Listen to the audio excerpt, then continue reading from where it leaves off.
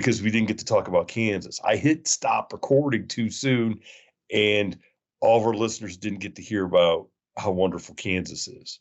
So how wonderful is Kansas? Because it sounds like I like Kansas. Okay. It's a beautiful state, especially if you're the Flint Hills in southeast Kansas. It's flat, and there's a lot of farms, and there's some. I was imagining a while ago. I think Kit Carson or one of them, they called it the Great American Desert because the grass. At that time it was plains buffalo, and it just had natural grass for 1,000 miles. You know what I mean? So as I'm driving across there's times I'll see these little old farmsteads. And you go, wonder what it was like. If you think it's desolate now in 2024, what was it like in 1920s in Dust Bowl living out here? Oh, it had to be terrible. It had to be terrible, right? I don't know what they. What they do? Where were? Because it's 30, 40 miles between little towns and shit, and it's sparsely populated, right? Oh yeah. So I knew this. My call was coming up. My boss was texting me, the one that sent me out here into exile, was telling me, hey, the gal you're supposed to talk to meeting tomorrow, she can't do it because she had a death in the family or some shit like that. So go find some A or B or C to talk to. Okay. Whatever. I got a podcast due at 4:30. So I take the ramp. I can see red and blue lights from a distance before I take the exit. And I think this cop almost looks like he's in the highway. I get up there. This cop is in the highway. And he was doing a truck check. He had a bobtail rig over there. And his car was parked at dual lane. So 4 lanes, 2 lanes in each direction with a big grass median. Okay. The 18-wheeler was parked on the right side of the shoulder. And he was parked out in the freaking road. And I don't know. I just don't understand that, but I slowed down. I got way over and I waved at him. He waved back, and I thought, why would you do that, dude? I don't know if he was parked way out there to keep people away from him, so he had a barrier between the traffic and him or something. I don't know. So I take the exit because it said Casey's 2 miles, and I thought, dude, there's got to be something close to Casey. I get down here, Nia Dosho or Nia, what I call it? Whatever it is. And big town, small town, big promise. I pull in small town over here.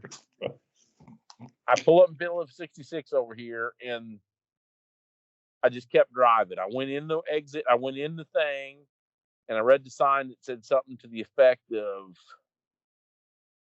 don't cut through the driveway or don't cut through the parking lot or something like side streets or some shit like that, And I pulled up toward the gas pumps, and I just drove out the other part. So I thought, I know why the sign's there, because this place is spooky. It looks like something from I was looking for Jerry Reed and Burt Reynolds to come flying out the window or something. It was like a 1970s gas station, run down with just. Wait, the guy waiting to come out and check your oil and clean the windows. Not even that nice. No, it looked like they in there with slot machines and moonshine and cigarettes, and there were just some ne'er-do-wells standing out by the ice machine. And I thought, the best way not to get into some shit. I had a buddy of mine that's retired Delta Force E8, and in the early war on terrorism in the 2003, 4, 5, there were all these guys that retired military going back and making all this money for Blackwater. Have you ever heard of Blackwater, big international security company? Oh yeah. And I said, dude, and they were paying some guys, top tier 1 guys, making $1,000, $1,500 a day. So that's $30,000 a month. That's good money. I don't care who you are. And I said, dude, how come you don't go over there and make all this money? And he said, well, first of all, you know why I've never been dying in a shithole? And I said, what do you mean? And he said, the reason why I'm not fighting for my life in a shithole is because I don't go to shitholes anymore. I did it for the Army, and I damn sure not going to do it in retirement, And then he got to tell me, and I'm going to go off on a segue here. He got to tell me about getting shot in Bulgaria. No, shot in Bulgaria. And this is too good a story. I got to tell. It's his story, not my story. He said, did I ever tell you about getting shot? And it was either Hungary or Bulgaria, one of the Soviet bloc countries. Okay. I don't remember which, but I'm wanting to say it was Bulgaria, Slovakia. I'm wanting to say something around Germany, but not too far, not true Russia. You know, it was one of those countries that were behind the Iron Curtain and then it fell. And he said, for the story, I'm going to say Bulgaria. He said, did I ever tell you about getting shot in Bulgaria? And I said, no. And he said, well, you know, when the wall fell down, we, meaning the U.S. government, we went in there and we rented the Soviets built the same base every time they built one. You know, like they had one design, and anytime they needed a small base, medium, you know, they had like three sizes: small, medium, large, and that's what they built. They didn't screw around getting the best designs and rework it. This is what you got, right? So he said we rented some of them, and we would go in and train in them. So that way, if we ever had to go to Mother Russia, we would know what that layout of that, you know, like public housing or something. You know what I mean? We would know what the layout of the base is.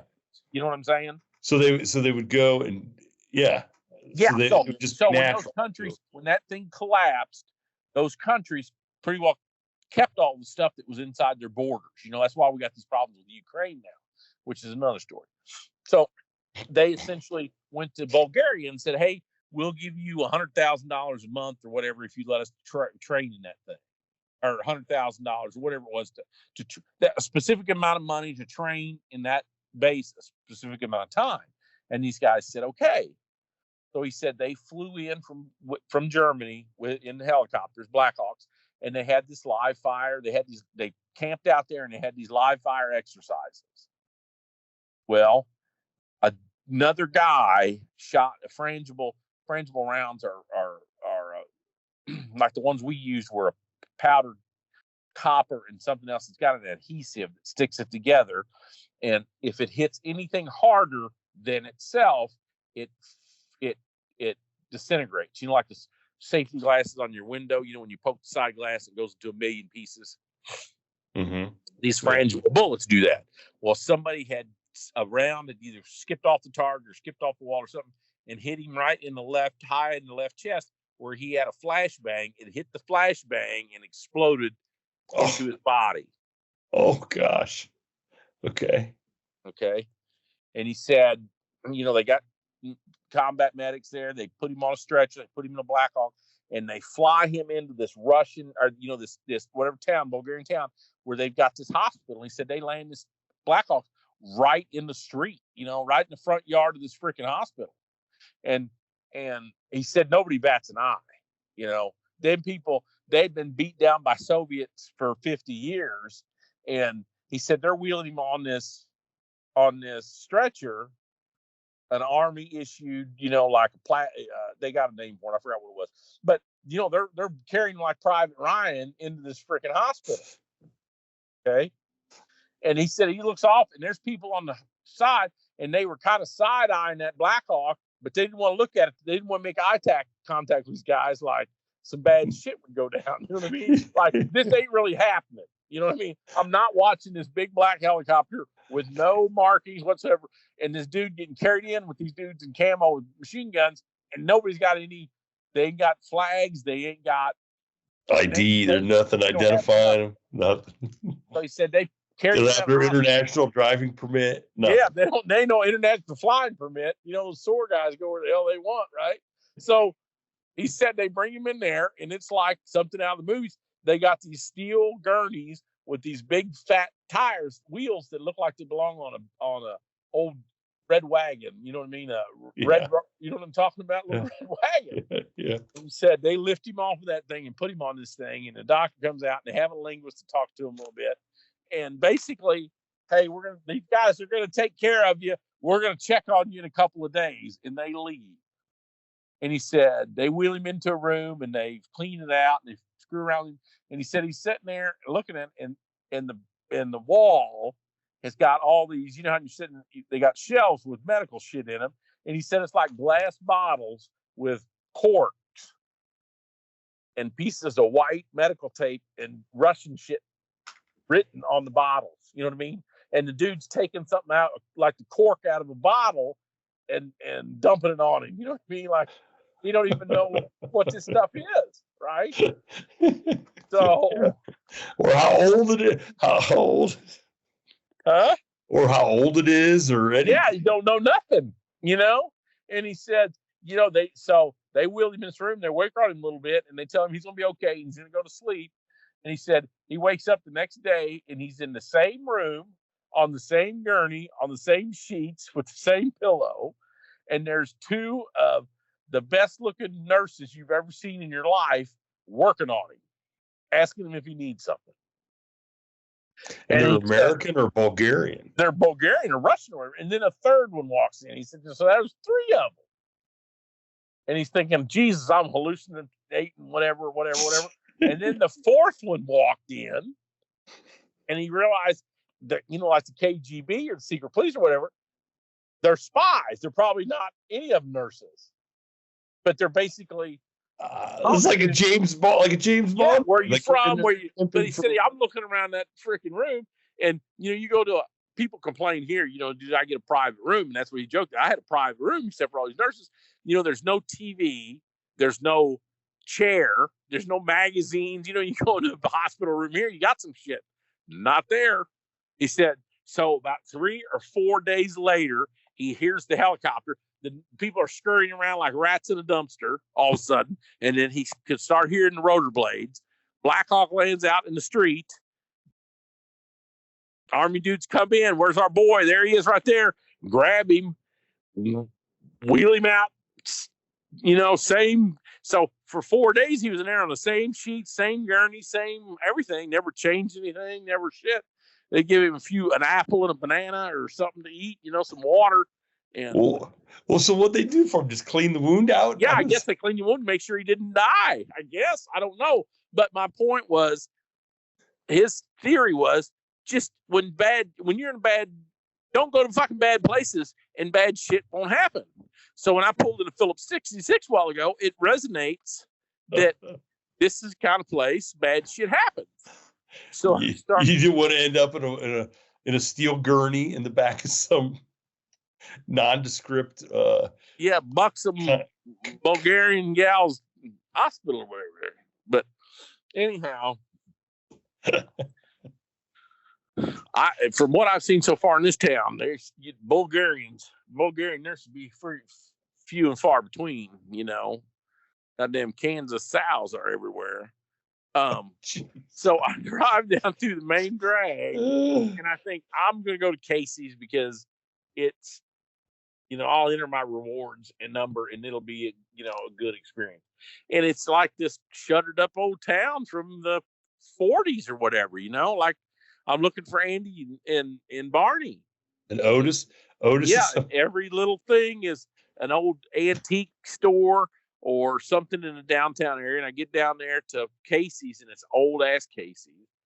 And whatever. I pull up there, flash my car, get some gas. I'm pumping gas in this ragged out Chevy. It's a SUV Chevy. Oh, give me a Chevy SUV, not a Tahoe, not a Blazer. Suburban. No, think little mid-size SUV, bigger than a crossover. Like a GMC Acadia, but it's a Chevy. Listen, I gotta be honest. Anything littler than a Suburban, I don't even know. It doesn't matter. I don't pay attention. Chevy pulls up. It's got a front license plate that says Army Strong on it. As I'm pumping gas, I'm trying to stretch my back. I'm reading this license plate, and I'm thinking this is going to be some kind of military dude come out or something. And it's a fat chick with cochlear implants. And then I go thinking, oh my God, she's probably lost her ears in Iraq or something. And I'm thinking this bad shit, And she's talking to herself about the tire size. And I could kind of tell it had brand new tires. You know how you can see what a brand new tire looks like. Yeah. Brand new tires. And she's rattling and she's ragging she's talking to the car about her freaking tires. And I thought, that's weird. And then next thing I know, this fat guy from behind, I guess he was behind the back window and I couldn't see him. He merges. He had followed her in there like he just drop her off to pick up her car at the tire shop. And she's going, they put too big a tire on there. And he goes, they put the same tired hat on it, just factory tires. And she said, these are 18s. It didn't have 18s when I dropped it off. And he's like, honey, you can't, it's the same wheels, same tire. She said, it sits too tall now. And he goes, well, it's got tread on it now. You know, it's like inch or two taller, you know? And she's like, nuh-uh, it ain't got the right tires. And he's morbidly, he's about our age, morbidly obese, dressed like not even homeless. I mean, he's got a pair of these like sweats that have been cut off to shorts, you know, they go to his knees. So he's got shorts down to his knees. He's got these high tops that aren't laced with his feet slipped. And this is a 50-year-old man, you know. He's half unshaven and just weighs, you know, 410 or so.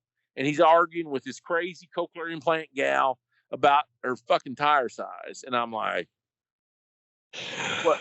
You're in Kansas. I clicked my meter off. I've done cuss too many times in this episode.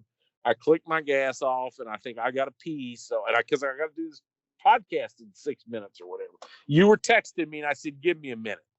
And I walked. If only I'd have known all this was going on. I walked. I said, let's go live right now. I went in the bathroom. You know, it's the old Casey's where the bathroom's behind the counter. You just walk right in and go behind the counter. And then I got in there and I thought, God, man, something's going on out there. I hope it's not a carjacking or some shit like it. You know, like in the movies, I have to come out of the bathroom. You know, they've done killed everybody in the building or something, you know. And I come out. Oh, I forgot when I put the gas cap on, I started walking toward the building. I was between the new tires and the bumper of my car, and this big new black Tahoe come rolling in there.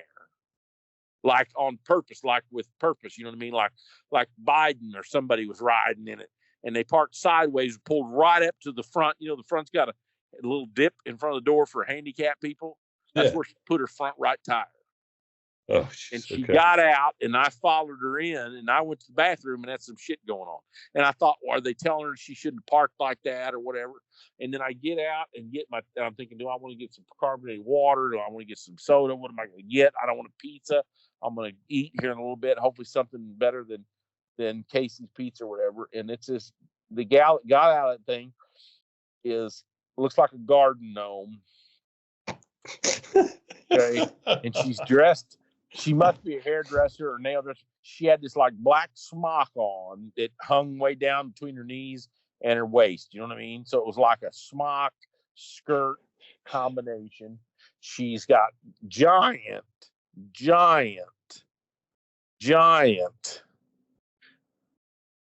fake eyelashes. It looked like a turkey fan. It looked like a turkey fan horizontal coming out of each eye. She got these big old nails. And the guy behind the counter, and they're arguing over whether she got new cups or brought her cups in. And they're having parallel conversations. The gal behind the counter is having one conversation about whether she brought those cups in. She sees people sneak cups in all the time. And the gal has the garden gnome has double conversations. She's talking to the gal about why on earth would I bring old cups in, I can just get new cups full of ice. And then at the same time, she's going, hold on. My mind is having another conversation in my head because I thought I bought a lottery ticket. And the guy goes, you didn't buy no lottery tickets? He goes, no, I thought I did. I didn't buy a lottery ticket. No, I didn't buy a lottery ticket. Are those new cups? No, those new cups. Okay, so I did get the new cups, but I did not buy the lottery ticket, right? And the guy goes, yeah, so do you want a lottery ticket? No, I'm just trying to play it over in my mind, what I'm thinking. Where on earth are you? I'm standing behind her with 2 bottles of water going, is this even worth it? I got to do a podcast. And I thought, dude, I'm going to have to talk about this crazy shit in this podcast. You know, am I really in Kansas or is this the Twilight Zone? You know, that's where I'm at. You still there? I don't hear you no more. Thank you for tuning in to this week's episode of the From the Shadows podcast. Until next time, never shy away from the darkness or what may be lurking in the shadows. We are out.